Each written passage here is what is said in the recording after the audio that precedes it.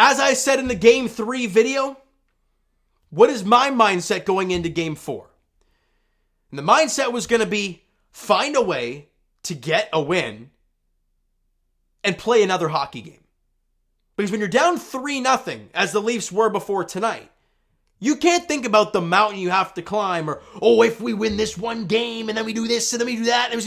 No, none of that nonsense. You go out there tonight, you find a way to win, which they did somehow, and then Game 5's Friday. That's the mindset. You get to play another hockey game on Friday at home at Scotiabank Arena against... Girlfriend just texted me, well, they didn't F it up. Well, you got that right. You got that right.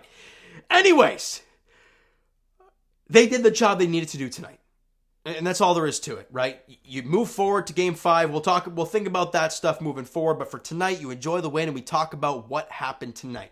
What was the difference between the Toronto Maple Leafs tonight than Game 3 and parts of Game 1 and 2?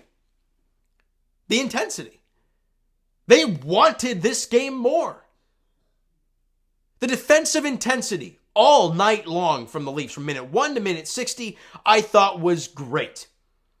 The amount of block shots these guys had. And it wasn't even just the block shots. It was who was blocking them. I'm watching John Tavares lie down in front of a slap shot from the point. When was the last time you'd ever see that? It's desperate time now, albeit it took being down 3-0 to feel this way, which is not ideal. But you played desperate tonight. You played a hell of a defensive hockey game. Joseph Woll made the stops he's supposed to make, and you won tonight's game. Now, the story still is, though, that you've only beaten Bobrovsky twice in every single game, so that's still a thing.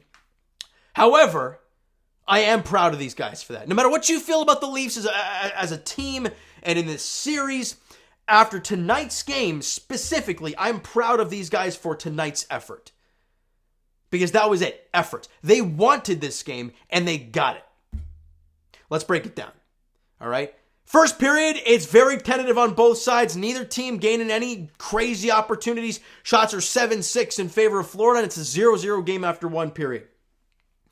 And I think if you're a Leaf fan, you sit back after the first and think, okay, Joseph Woll's faced 7 shots. The Leafs blocking a lot of shots. They're looking pretty good early on. Woll's quiet. As you guys know, I'm a huge Joseph Woll guy. And you go into the second period. Michael Bunting gets high-sticked.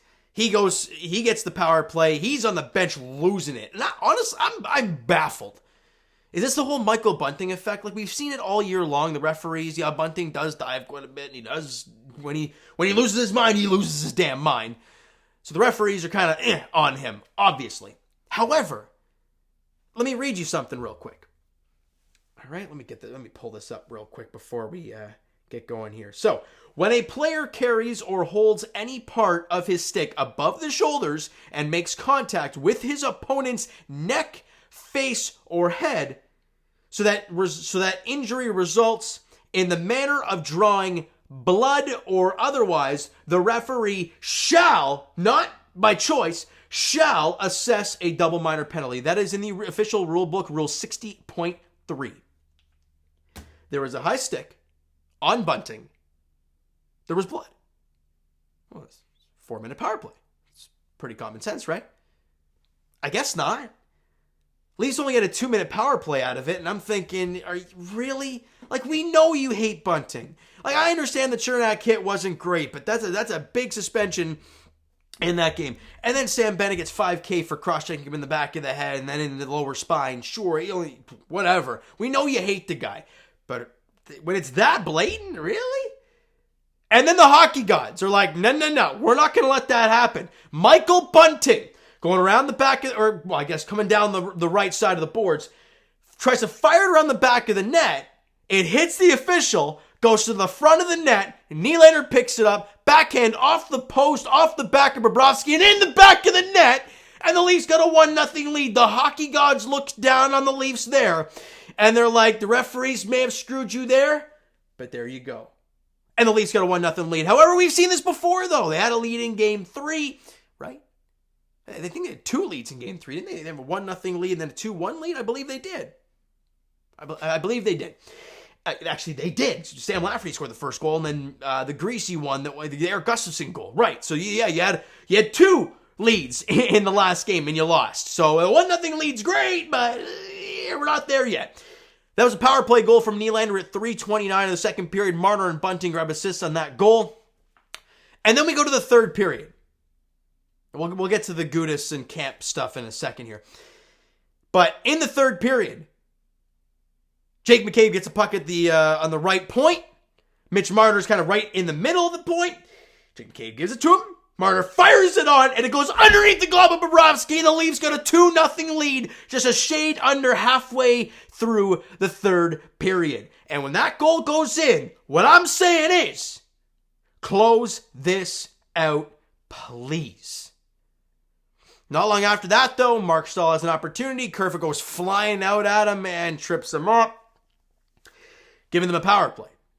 And off a nice little passing play, I believe it was Tucker Bennett who was down below the goal line. I can't remember who it was now. But a nice little passing play below the goal line from Bennett, I'm going to say, to Sam Reinhart in front of the net. And he fires it on, and it squeaks through Joseph Woll. It looks like it's going to stop dead just before the goal line, but Sam Reinhart ends up tapping it in to make it a 2-1 game. That goal was at 12:13 of the third period. And every Leaf fan at this point is like, we're screwed. They're going to find a way, aren't they? They're going to find a way to hurt us, right? But I got to say, the Leafs usually cave in after that and like just cradle defensively and just hold the blue line and not allow anything. And then when they get zone time, it's just mayhem after that. I thought there were 2 opportunities after that goal where the Leafs sustained offensive zone time for a good 30, 40 seconds in Florida. Did they get any chances? Maybe not any grade A opportunities, but they held the puck down there as long as possible.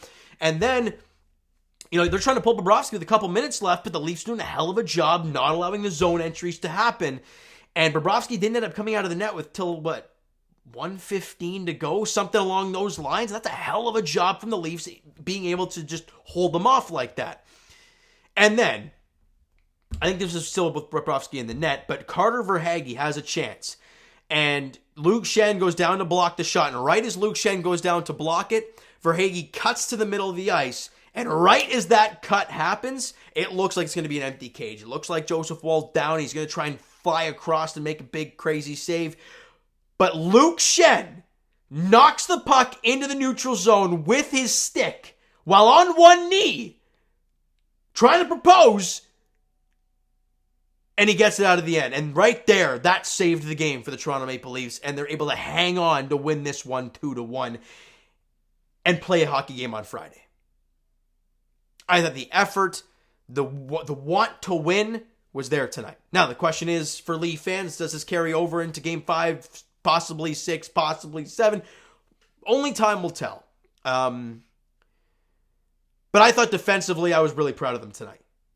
A lot of people, social media, myself even at times, was thinking this team's they're just gonna crawl to a hole and die. It reminded me a lot of the Cleveland series with the Raptors in the final year before we got Kawhi, where you got swept and you were down 3-0 and you got absolutely slaughtered in Game 4 against LeBron. I thought that was going to be the same thing here, where you lose the first 3, and Game 3 was a tough one. You lost in overtime. I believe that one, that LeBron, I can't. Was that the bank shot game winner he had? I can't remember which one it was between the Raptors and Cavs there.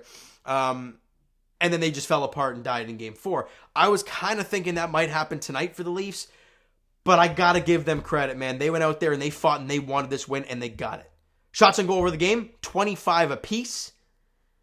And power plays, we were 1 for 2 on our power plays. They were 1 for 3 on theirs. Leafs out-hit them 26-21. And we will now talk about one hit in particular. Radko Gudas running over David Camp. 2 things. One, it's after the whistle by 1 or 2 seconds. Well, maybe not full. I can't remember. I have to look back at it and count the time. But the whistle goes, and Radko Gudas had Camp lined up from the blue line. And if I'm not mistaken, isn't that considered charging? Okay, if it's not charging, then wouldn't it be roughing because it's after the whistle? Gudas gets nothing. And I'm like, man, I don't know how you give him nothing. Camp ends up leaving the game, does not come back for the rest of the second period, does come out for the third. But I was shocked about that. Either way, it didn't come back to hurt anybody, the Leafs and whatnot. Because that hit was after TJ Brody held onto his stick. Was the hold a penalty? Absolutely. I mean, he just grip on the stick, and was it Lundell? I don't know who it was, but couldn't get loose. So that's a penalty. But then that should have been a 4-on-4 at that point. But either way, it is what it is. It's the officials did what they did, and the Leafs won this game 2-1. Now, let me end this thing off with two things. One, the core four finally scored a damn goal. Both goals were scored by core four. Mitch Marner had the game winner. Willie Nylander had the first goal. Much needed. Now, sure, JT hasn't scored a goal. Matthews hasn't scored a goal yet. I thought Matthews played incredible defensively tonight. And look at the shots on goal. Marner had 3. Nylander had 4. Matthews, 4. Still, David Camp somehow had 3. Where else shots on goal? Where's JT? Who's that at 5? Who the hell was that? JT. So, what did we talk about in the last game? Tavares had 2, Matthews 2, Marner 2, Nylander 1, and it was awful. Tavares led the team with 5 shots. Matthews had 4, Nylander 4, Marner 3. They showed up, but you needed to keep going. Now, Joseph Woll, I'll end it off with this. You guys know I'm a big Joseph Woll fan because I love that he's so quiet in the net. Listen to his post-game interview with Kyle Bukauskas. They show him before the game, and he's like staring at a wall. No pun intended. And they ask him, what are you thinking there? He's like, nothing. And I'm like, I love this man. He's quiet. He's calm in the net. He's cool, collected. He's not loud with his movements. And he's big. I love it.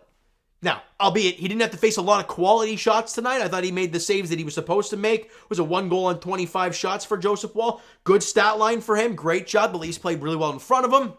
You take it and you move on. All right? So let Leaf fans and every other fan, because shout out to the people who subscribed to the page and viewed the last video, because it's the second most viewed video on my channel. So, hey, the Leafs stunk in the game, but I appreciate the love.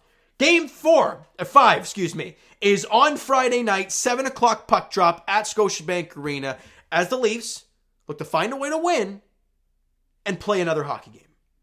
All right, so you know what, guys? That is going to do it for this one. If you enjoyed the video and the game tonight, and more or less, we get to watch another meaningful hockey game for my team. All right, hit that like button if you guys enjoyed. Hit that subscribe button. You guys not already. Comment down below your thoughts on the video, thoughts on the game. Would you like, would you not like from today's game? For the Toronto Maple Leafs, Twitter and Instagram links are down below, so follow up there if you guys have not done so already. Discord and TikTok links are down there as well, so follow up there if you guys have not done so already. And I will talk to you guys Jays Edition Friday. So nothing tomorrow for both teams. I get a night to just relax.